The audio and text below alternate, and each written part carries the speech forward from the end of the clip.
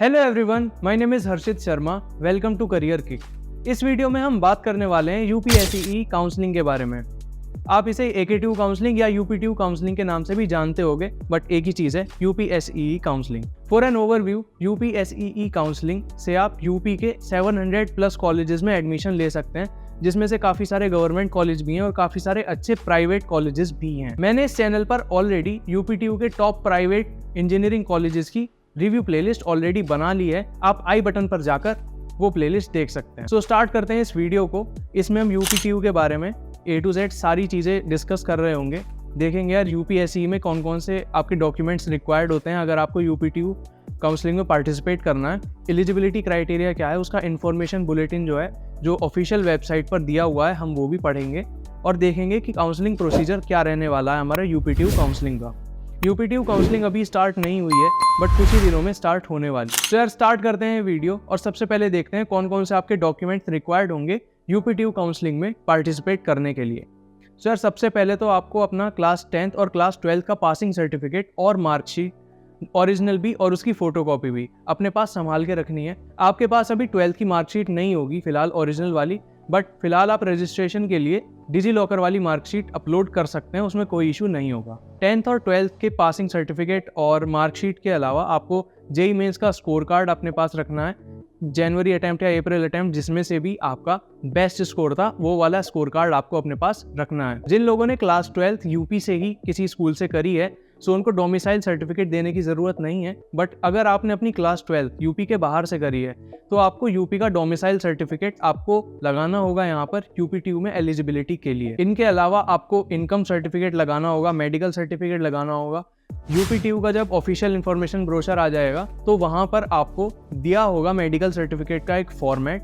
पिछले साल भी दिया था, आप पिछले साल के इन्फॉर्मेशन ब्रोशर में जाकर देख भी सकते हैं। सो मेडिकल सर्टिफिकेट होगा वहाँ पर, आप उस पर्टिकुलर पेज पर जाना, उसे प्रिंट आउट करा लेना और किसी भी एमबीबीएस डॉक्टर से, भले ही वो प्राइवेट हॉस्पिटल में हो या गवर्नमेंट हॉस्पिटल में हो, आप उस मेडिकल सर्टिफिकेट को फिल आउट करा लेना और उसकी स्टैंप लगवा लेना एमबीबीएस की।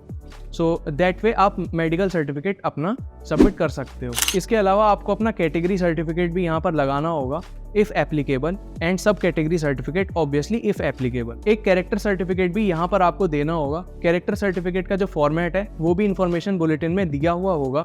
आपको उसको प्रिंट आउट निकालना है और अपनी जो head of last institute attended, यानी कि आपका क्लास 12th का स्कूल, आपको वहाँ पर प्रिंसिपल को जाकर वो दे देना है। वो आपको फिल आउट करके वो कैरेक्टर सर्टिफिकेट दे देंगे। या फिर अगर आपके स्कूल का अपना कैरेक्टर सर्टिफिकेट का कोई फॉर्मेट होगा सो उसे भी आप सबमिट कर सकते हैं। तो यार that was about the documents required.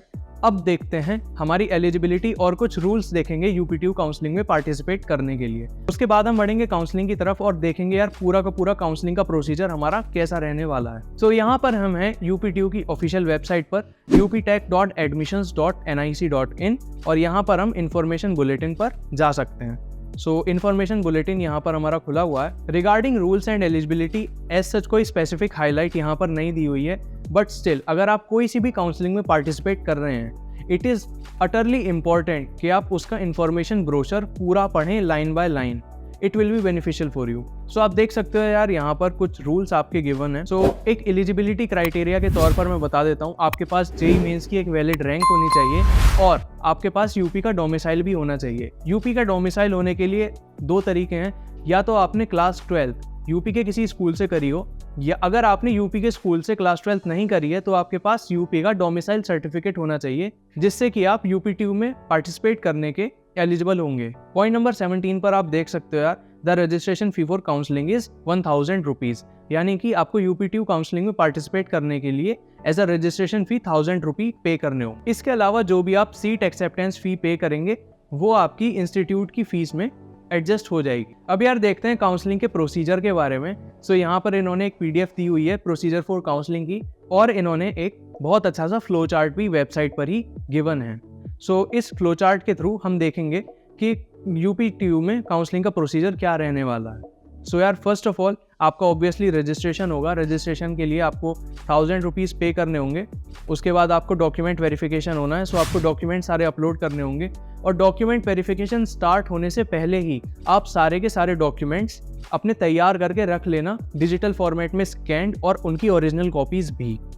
जिससे कि आपको बाद में दिक्कत परेशानी कुछ ना हो। और डॉक्यूमेंट्स की लिस्ट आपको वीडियो की स्टार्टिंग में हमने डिस्कस करी थी, वहाँ पर मिल जाएगी, उसका स्क्रीनशॉट जरूर ले लेना। So first of all as a first step in counselling आपका डॉक्यूमेंट वेरिफिकेशन होगा। एक काफ़ी क्रूशियल स्टेप है document verification. So make sure कि आपके सारे डॉक्यूमेंट्स प्रॉपर हों और कोई भी डिस्क्रिपेंसीज ना हो किसी भी डॉक्यूमेंट पे।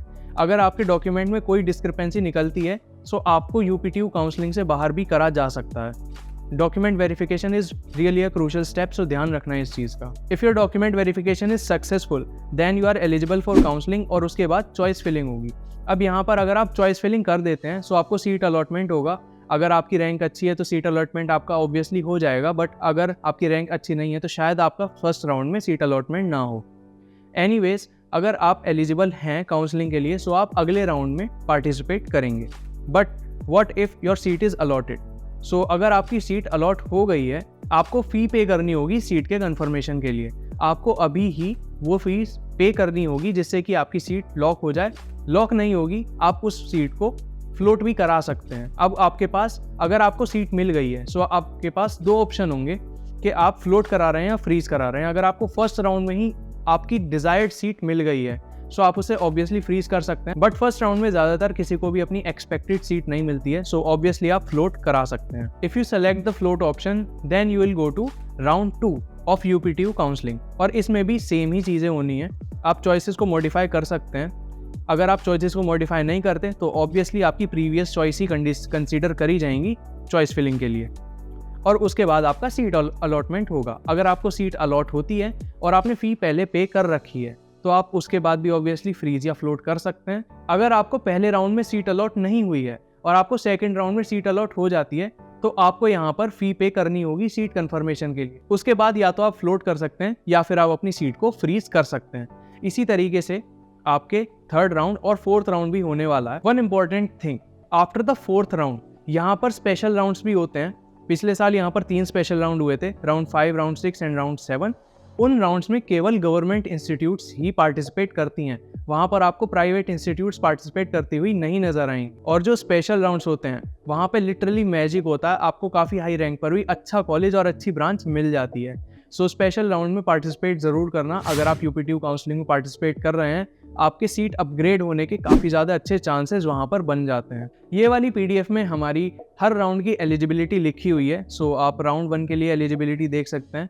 राउंड 1 के लिए एलिजिबिलिटी वही है जिन्होंने यूपीटीयू एडमिशन्स के लिए रजिस्टर करा है और फ़ी पे करी है 1000 रुपीज़, वो एलिजिबल है फर्स्ट राउंड के लिए। आपको चॉइस फिलिंग वगैरह करनी है और आप फ्रीज फ्लोट कर सकते हैं। राउंड 2 के लिए who is not eligible, so candidates which have been allotted a seat but did not pay seat acceptance fee in the first round, यानी कि अगर आपको फर्स्ट राउंड में कोई सीट अलॉट हो गई और आपने उसकी सीट एक्सेप्टेंस फी पे नहीं करी तो आपको सेकेंड राउंड में कंसीडर नहीं करा जाएगा and you will be out of the UPTU counselling.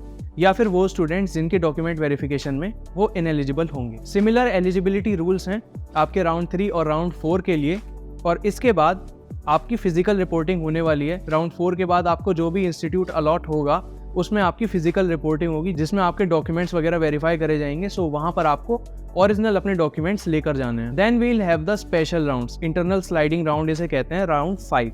सो आप इंटरनल स्लाइडिंग इस राउंड में कर सकते हैं, यानी कि अगर आपको किसी इंस्टीट्यूट में कोई भी ब्रांच अलॉट हो गई है, मान लिया मैकेनिकल अलॉट हो गई है या फिर इलेक्ट्रॉनिक्स अलॉट हो गई है, सो आप उसे फ्लोट करके या फिर इंटरनल स्लाइड करके आप उसे CSA IT में कन्वर्ट कर सकते हैं। इस राउंड में आपके पास ये ऑप्शन होगा। सो यार that was it for UPSEE counselling procedure 2023। अगर आपको ये वीडियो इन्फॉर्मेटिव लगी हो so please hit the like button and subscribe to our channel for more informative videos like this.